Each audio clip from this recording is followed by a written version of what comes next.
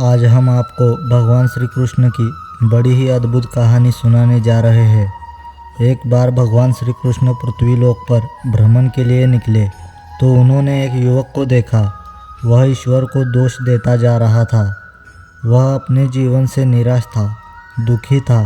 तब भगवान श्री कृष्ण बौद्ध भिक्षु का रूप धारण करके उस युवक को असली दुख के बारे में ज्ञान देते हैं। तो चलिए इस कहानी के माध्यम से समझते हैं कि असली दुख क्या है। अगर आप यह कथा सुन रहे हैं तो पूरा सुनिए। इस कथा को आधा अधूरा छोड़कर जाने की गलती कभी मत करिएगा, क्योंकि इस पवित्र कथा को पूरा सुनने से मन चाहा फल प्राप्त होगा। इसलिए इस कथा को पूरा सुने। अगर आप सच्चे कृष्ण भक्त हैं तो कान्हा का अनादर ना करें। सुख और दुख एक ही सिक्के के दो पहलू हैं। यह बात तो आपने सुनी ही होगी। और दुख हमारे जीवन में लगातार आते ही रहते हैं और हमें लगता है कि हमारे जीवन में हज़ारों दुख है, हज़ारों समस्याएं हैं। लेकिन अगर आप वास्तविक तौर पर देखेंगे, अगर आप इस बात को अच्छी तरह से समझेंगे तो आप यह समझ पाएंगे कि हमारे जीवन में केवल एक ही दुख होता है। और वह दुख क्या है हम इस कथा के माध्यम से जानेंगे, और उस दुख का निवारण क्या है वो भी इस कथा में हम जानेंगे। तो इस कथा के अंत तक ज़रूर बने रहिए। एक समय की बात है, एक गांव में एक व्यक्ति रहता था। उसका नाम सोनू था। वह बड़ा आलसी था और अपने जीवन से बहुत निराश था। और उसका कारण यह था कि उसने अब तक अपने जीवन में कुछ भी हासिल नहीं किया था। वह कुछ भी नहीं करता था। उसके घर वाले भी इस बात से बहुत परेशान थे।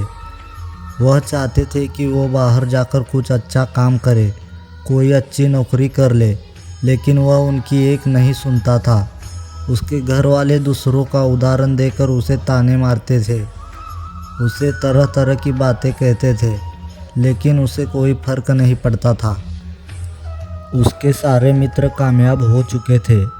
कोई अच्छा व्यापार कर रहा था तो कोई अच्छी नौकरी कर रहा था, जिसका कारण जब भी वे लोग मिलते तो वे लोग बढ़ चढ़कर अपनी बड़ाई किया करते, लेकिन सोनू कुछ नहीं किया करता था। जिस कारण जब भी कोई भी उससे पूछता था कि तुम क्या कर रहे हो, तो वह कुछ नहीं कह पाता था। उसे यह कहने में भी बहुत शर्म महसूस होती थी कि वह कुछ नहीं करता। वह हमेशा सबसे केवल एक ही बात कहता था कि मैं कोशिश कर रहा हूँ, लेकिन उसकी कोशिशों का कोई भी फल किसी को नज़र नहीं आ रहा था। देखते ही देखते अब ऐसा समय आ चुका था कि सोनू सभी के मुंह छुपाते फिरता, ताकि कोई उससे यह ना पूछ ले कि तुम क्या कर रहे हो।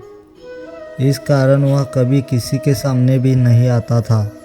धीरे धीरे उसका मन दुखी होने लगता था, बहुत निराशा रहने लगता था। उसे अब ऐसा प्रतीत होता था मानो वह इस धरती पर बोझ है।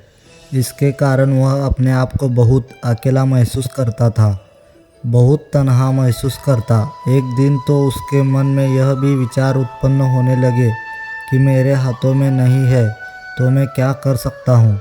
अकेले बैठकर वह रोता रहा और भगवान को दोष देता रहा। एक दिन वह छुपकर घर से कहीं निकल रहा था। तभी उसने रास्ते में देखा कि एक बुद्ध भिक्षु लोगों को प्रवचन दे रहे हैं और प्रवचन में वह दुख की बातें कर रहे हैं। सोनू कुछ देर के लिए अपना मुंह छुपाकर वहीं पर खड़ा हो गया, ताकि उसे कोई देख ना ले, और चुपचाप वो उन बौद्ध भिक्षु की बातें सुन रहा था। बौद्ध भिक्षु सभी को प्रवचन में कह रहे थे कि दुख हमारा सबसे बड़ा साथी है। हमें दुख अपने जीवन के बारे में समझाता है और हमें सही से जीने का तरीका बताता है। यह हमारे गुरु की तरह है, जिससे हमें सीखना चाहिए। आप चाहे तो अपने जीवन में अपने दुखों का अपने गुरु बना सकते हो और उससे सीख सकते हैं, या फिर आप चाहो तो अपने दुखों पर बैठकर रो सकते हैं। लेकिन इससे आपको कोई लाभ नहीं मिलेगा, बल्कि आप दिन ब दिन और कमज़ोर होते जाएंगे, निराश होते जाएंगे। यह बातें सुनकर वह अपने दुखों का निवारण कर लेता है।